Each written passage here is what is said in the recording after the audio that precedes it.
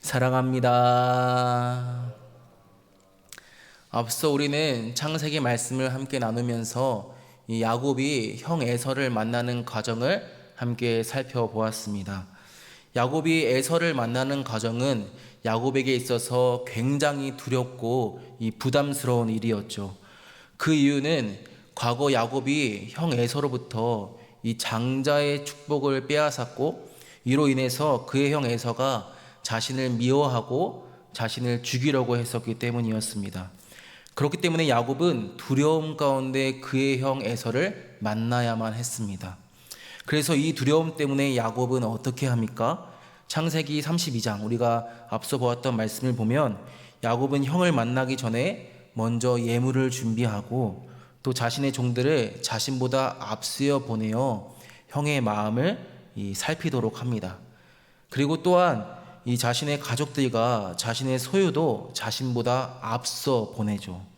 자신이 할 수 있는 지혜를 다 짜내고 동원해서 어떻게든 형의 마음을 어루만지고 또 이 두려움을 극복하려고 했던 것입니다. 하지만 그 어떠한 방법도 이 야곱의 두려움을 잠재울 수는 없었죠. 여전히 야곱에게는 그의 형 에서를 만나는 것이 두려운 일이었습니다.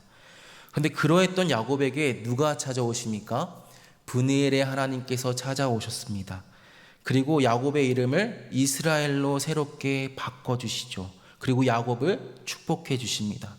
이 형과 대면하는 것을 두려워했던 야곱에게 하나님께서 먼저 찾아와서 이 야곱과 대면해 주신 것입니다. 그리고 그제서야 야곱은 그의 형 에서를 만날 수가 있었습니다. 그리고 오늘 본문을 보면 우리는 야곱과 에서의 관계가 극적으로 회복되는 것을 볼 수 있습니다.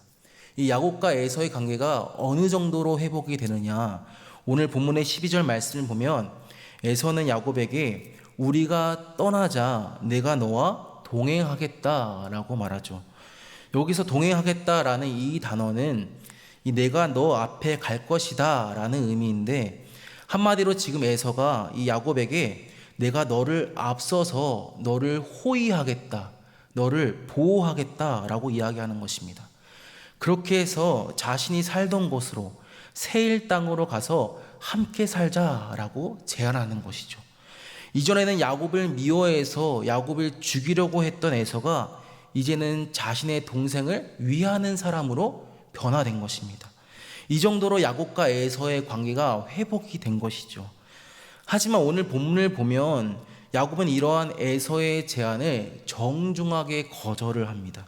13절 말씀을 보면 야곱은 내 자식들이 연약하기 때문에, 그리고 가축들의 새끼들이 많기 때문에 내가 형과 함께 갈 수 없습니다 라고 말하면서 이 형의 제안을 거절합니다. 이 말은 어떻게 보면 야곱에게 있어서 합당한 거절의 이유인 것처럼 보입니다. 하지만 사실 이러한 야곱의 말 속에는 나는 세일로 가지 않겠습니다 라는 야곱의 의도가 들어 있었습니다. 우리가 이것을 어떻게 알 수 있느냐? 그것은 이어지는 에서의 제안에 대한 야곱의 반응에서 알 수 있습니다. 이어지는 말씀을 보면 에서는 자신과의 동행을 거절하는 야곱에게 다시 한번 그렇다면 내가 내 종 몇 사람을 남겨두겠다라고 제안을 합니다. 이것 또한 동생의 안전을 염려해서 이 동생을 보호하고자 하는 에서의 배려인 것이죠. 하지만 이에 대해 야곱은 또다시 거절 의사를 밝힙니다. 그런데 그 이유가 무엇이었냐? 그 이유는 지금까지 이미 충분히 은혜를 받았기 때문입니다 였습니다. 내가 은혜를 받았기 때문에, 형으로부터 지금까지 충분히 은혜를 받았기 때문에 더 이상 형으로부터 은혜를 받을 수가 없습니다 라는 것이죠. 첫 번째 제안에는 나름대로의 논리적인 이유를 대면서 거절을 했다면, 두 번째 제안에는 합당한 이유 없이 그냥 거절의 의사를 밝힌 것이죠. 어떻게든 에서의 제안을 회피하려고 했던 것입니다. 그러니까 야곱에게는 세일로 가고자 했던 마음이 추호도 없었다라는 거예요. 그래서 17절 말씀을 보면 야곱은 어디로 갑니까? 숫곳이라는 지역으로 갑니다. 이 숫곳은 에서가 돌아갈 이 세일과는 반대가 되는 방향이었는데, 지금 야곱이 자신의 형을 따라간 것이 아니라 오히려 자신의 형과는 반대대로, 그러니까 자신의 형을 떠나간 것이죠. 그리고 거기서 야곱은 자기를 위하여 집을 짓고 가축을 위하여 우리를 짓습니다. 이 집을 짓고 우리를 지었다는 것은 야곱이 에서를 따라갈 마음이 없다는 것을 다시 한번 보여주는 것이죠. 그렇다면 사랑하는 성도 여러분, 왜 야곱은 에서와의 관계가 회복되었음에도 불구하고 에서의 제안을 거절했던 것일까요? 사실 에서가 야곱에게 했던 제안을 보면 우리는 야곱에 대한 에서의 마음이 진심이라는 것을 알 수 있습니다. 에서가 더 이상 야곱을 해치지 않을 것을 우리는 알고 있어요. 그런데 왜 야곱은 이러한 에서의 제안을 거절하고 에서를 떠나갔던 것일까요? 그 이유는 야곱에게는 가야 할 곳이 있었기 때문이었습니다. 야곱이 자신의 형 에서의 제안을 거절하고 야곱이 자신의 형을 떠나갔던 이유는 그에게는 가야 할 곳이 있었기 때문이었죠. 우리가 오늘 본문의 18절 말씀을 보면 우리는 야곱이 또다시 숫곳을 떠나서 세겜이라는 지역에 이르고 거기서 장막을 치게 되는 것을 볼 수 있습니다. 이 세겜 지역은 과거 야곱이 형의 위협으로부터 고향을 떠나면서 하나님을 만나고 하나님께 서원하였던 이 베델로 가기 위해 거쳐야 하고 지나가야 하는 지역이었습니다. 그러니까 지금 야곱은 베델로 가기 위한 여정을 다시 시작하고 있는 것이죠. 자신을 지금까지 지키시고 보호하시고 인도하신 하나님, 그리고 결국에는 자신을 다시금 고향으로 돌아오게 하신 하나님께로 가고 있다는 것입니다. 그래서 세겜에 이르고 나서 야곱이 했던 일은 무엇이었습니까? 20절 말씀을 보면 거기에 제단을 쌓고 그 이름을 엘엘로의 이스라엘이라고 부릅니다. 엘엘로의 이스라엘은 직역하면 하나님은 나의 하나님이라는 뜻입니다. 이스라엘의 하나님이라는 뜻인데 야곱이 베델에서 서원하였던 것처럼 하나님을 나의 하나님이라고 고백하고 있는 것이죠. 다시 말해 하나님에 대한 자신의 신앙을 고백하고 있는 것입니다. 사랑하는 성도 여러분, 앞서 야곱은 고향을 떠나서 수십 년의 긴 세월을 방황하며 살았습니다. 야곱의 인생을 돌아보면요, 그의 인생은 정말로 실수와 실패투성이었습니다. 아버지를 속이고 형의 것을 빼앗았어요. 그리고 그 역시도 삼촌 라반에게 속임을 당했습니다. 그의 인생은 결코 완벽하지 않았습니다. 그러나 하나님은 그러한 야곱의 인생 가운데도 야곱과 함께 하셨고 야곱의 삶을 아주 세밀하게 인도하셨죠.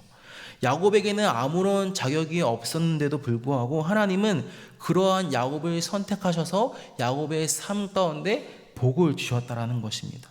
지금 야곱은 이와 같은 하나님의 은혜를, 이 자신을 향하신 하나님의 그 일하심을 기억하면서 하나님께로 나아가고 있다라는 것이죠. 사랑하는 성도 여러분, 우리 역시도 마찬가지입니다. 우리의 삶을 돌아보면 우리 역시도 야곱과 같이 방황하던 때가 있었습니다. 우리 중에 완전한 사람이 있냐라고 묻는다면 그 누구도 자신 있게 말할 사람은 없죠. 우리 역시도 실패와 좌절을 경험하며 때로는 하나님을 떠나 살아왔던 적이 있었다라는 것입니다.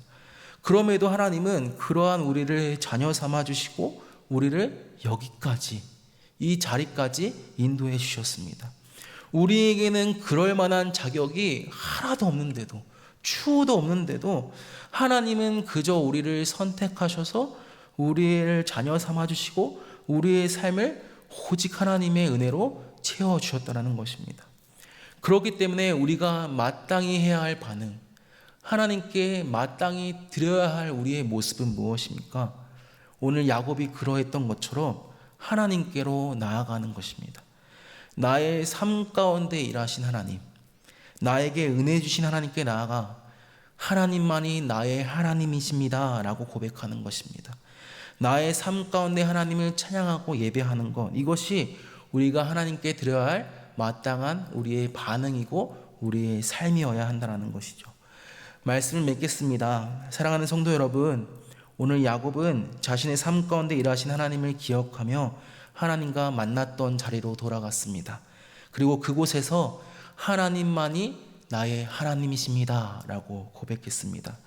오늘 새벽 우리에게 주신 이 말씀을 우리가 기억하면서 우리의 마음에 새기면서 여기까지 나를 인도하신 하나님, 나에게 은혜 주시고 나를 새롭게 하신 그 하나님께 감사하며 우리의 입술로 하나님을 찬양하고 우리의 삶으로 하나님을 예배하는 저와 여러분 되시기를 주님의 이름으로 축복합니다.